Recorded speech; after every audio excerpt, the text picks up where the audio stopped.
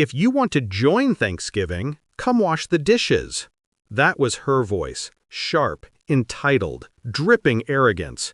My daughter-in-law, a woman I welcomed into my family with open hands, and she mistook them for handles to pull me down.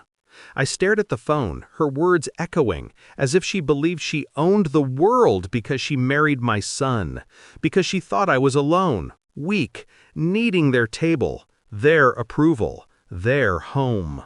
Come wash the dishes. As though I hadn't fed that boy his entire childhood, as though I hadn't held dying parents, buried my husband, and built a life from nothing but steel in my spine. I did not raise my voice. I simply exhaled. I see. Then I ended the call. Silence followed. Thick, suffocating, electric. She thought she dismissed me. She thought she was powerful. Power is a funny thing. People only notice it when they lose it. Hours later, while they carved turkey in their cramped suburban dining room, I sat before a roaring fireplace. Swiss mountains outside the glass wall, untouched snow glowing under moonlight. I sent one photo, nothing dramatic, just a table set for one, crystal glasses, a panoramic view worth more than their entire neighborhood. Peace tastes different when it's earned. My phone lit up. Then again, and again. 71 missed calls. I leaned back, letting the fire warm my bones. She wanted me to wash dishes? I washed my hands of them instead. It didn't begin with dishes. That was simply the crack loud enough to hear. No, it started months earlier, with glances exchanged behind my back. Quiet messages between them. My son smiling at his phone like a stranger lived inside it. And her, hovering, always inserting herself between us, a barrier in silk dresses and sugary venom. I noticed. Mothers always do. I told myself I imagined it. That marriage was complex. That love sometimes builds new walls. But suspicion is like ash. Once it touches the tongue, you taste it forever. Thanksgiving plans shifted like a secret being protected. They began ignoring my calls. Then one day, she answered, breathless, impatient, whispering before realizing it was me. A private whisper, a private life. Busy, she snapped. I'll call later. She never did. My son, once warm, turned distant, carrying guilt like perfume. He softened only when she wasn't around. I watched. I listened. I said nothing. Betrayal rarely walks in loudly. It tiptoes, smiling, and when it finally speaks, it sounds like dishes. I did not confront. Confrontation is what desperate people do. No, I observed, quietly. I traced phone bills, noticed late-night calls not to offices, but to private numbers. I followed financial transfers, money bleeding slowly into a separate account held by her. Vacations paid from funds my son shouldn't have had.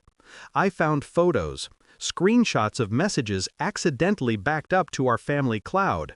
Words dripping adoration, not for her husband, but for someone else. And worse, videos of her mocking me, calling me old money with old dust, laughing at how I still believed family meant loyalty, joking that she'd inherited my son like property. Every discovery was a blade, but I did not bleed. I reminded myself, pain is temporary, information is power, silence is strategy. I booked my flight to Switzerland without announcing it, arranged private legal meetings, rerouted inheritance structures, protected every dollar like it was a soldier in a quiet war. And then I waited. They thought ignoring me was punishment. They didn't know absence is the sharpest weapon of all. The truth arrived on a Wednesday afternoon. A discreet email from a private investigator. Screenshots, audio recordings, transfer logs. A voice message, her plan to divorce my son after he received my estate, claiming half of everything. She didn't love him, she was waiting to harvest him. My son's voice appeared too, soft, unsure, tired. I don't know if this feels right, he said. "Your mother won't live forever," she replied coldly. "And when she's gone, we cash out." They were sentencing me like time was a disease, death in absentia. I printed the evidence, placed it in a simple envelope. No confrontation. Not yet. Instead, I shipped the envelope to their doorstep with one note: "Use my son well while you still can." Silence followed for 2 days. Then a single call from my son: "Mom, we need to talk." I let it ring. Then I got on the plane. The phone call finally came hours before Thanksgiving dinner. Her voice, brittle now. We saw the photos. You're in Switzerland?" A pause. "You didn't tell us?" "I didn't know I needed permission." Silence cracked on the line. Then, panic disguised as civility. "We were worried. We thought maybe you were alone." Alone? Funny word, when solitude is a luxury they couldn't afford. "Enjoy your meal," I said calmly. "Wait, please, we wanted you here." I ended the call. Then I posted one photo on social media: a quiet table, snow-covered Alps, gold cutlery. Caption: "Thankful I outgrew those who mistook my kindness for weakness." The reaction came fast, comments pouring in. Their friends saw, their relatives saw. Her mask shattered. My son called again and again and again, 71 times in total.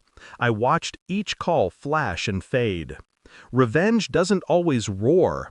Sometimes it sits by a fire with a glass of wine and lets the guilty drown in their own shame.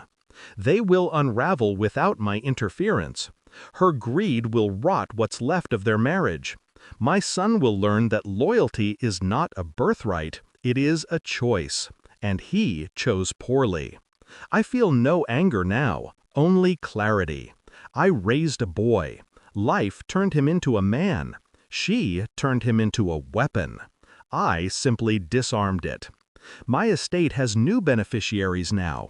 Charities, orphan funds, strangers who understand gratitude better than blood ever did. Family isn't DNA, it's loyalty. And betrayal isn't loud, it's a whisper followed by silence. I closed the balcony door, winter air slipping past my wrists like ghosts. They wanted me to wash dishes. Instead, I washed my life clean. And peace tastes like snow.